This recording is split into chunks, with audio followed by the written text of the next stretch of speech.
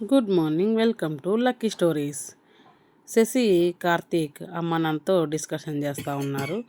ఇలా మేమిద్దరం ఒకరంటే ఒకరు ఇష్టపడుతున్నాము, పెళ్లి చేసుకోవాలనుకుంటున్నామని చెప్పినప్పుడు శశి అమ్మ నాన్న అస్సలు ఒప్పుకోలేదు. వాళ్ళ నాన్నకి మరింత కోపం వచ్చేసి, నిన్ను ఇంత బాగా చదివించి మాకు దూరంగా పెట్టినందుకు శాశ్వతంగా దూరం అవ్వాలనేసి అనుకుంటున్నావా?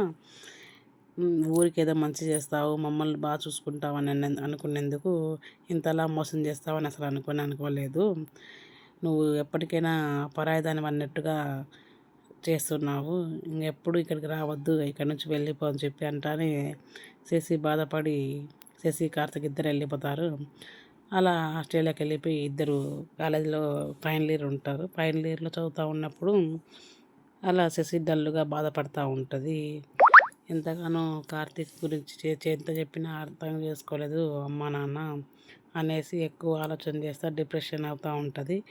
ఇలా ఎందువల్ల ఏంటి అని ఆలోచన చేస్తూ ఉంటే కార్తీక్ కూడా చాలా కోపం వస్తుంది. కోపం వచ్చేసి, నేను ముందే చెప్పాను కదా, వాళ్ళు ఎలాగో ఒప్పుకోరు, నీకు నేనంటే ఇష్టం ఉంటే ఇలాంటివన్నీ ఆలోచించడం మానేసి ముందు నువ్వు చదువు మీద కాన్సన్ట్రేషన్ చేసి చదువు, తర్వాత మనం ఏందనేది ఆలోచన చేస్తామని అంటున్నప్పుడు, ఇదంతా ఇంతలా మనం ఒకరొకరు ఇష్టపడి ఇంత జరిగిన తర్వాత నువ్వు మళ్ళా చదువు అవన్నీ ఆలోచించక అంటున్నావా, దీనికంతటికి కారణం నువ్వే కదా అని అన్నప్పుడు కార్తీక్ కూడా కోపం వస్తుంది. కోపం వచ్చేసి, సరే ముందు చదువు అని చెప్పేసి ఇద్దరు చదువుకుంటూ ఉంటారు.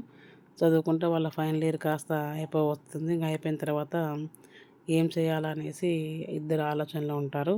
కార్తీక్ అయితే మంచి ఒక ఎలాగైనా మంచి పొజిషన్కి రావాలనేసి ఉంటుంది. అలా వాళ్ళిద్దరూ ఇంకా ఇలా అయితే కాదు కానీ మనం పెళ్లి చేసుకోవాలనేసి ఒక ఆలోచన ఇద్దరికీ ఉంటుంది.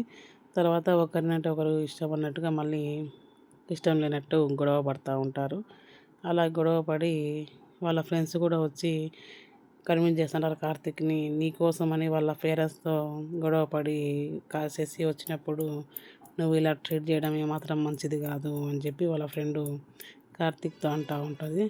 కార్తీక్ కూడా, నాకు మాత్రం ఎవరున్నారు శశి తప్పితే, నాకంటే పేరెంట్స్ కూడా లేరు, శశికి పేరెంట్స్ అన్నా ఉన్నారు కదా అని కార్తీక్ కూడా అంటారు. అలా ఇద్దరు చాటింగ్ చేసుకుంటూ అంటారు. శశి మళ్ళీ ఇద్దరు ఒకటైపోయి ఇష్టంగా ఉండి, ఇంకా సరే అయితే మనం పెళ్లి చేసుకుందాం అనేసి వాళ్ళు షాపింగ్కి వెళ్తారు, షాపింగ్ చేసుకోవడం కోసం.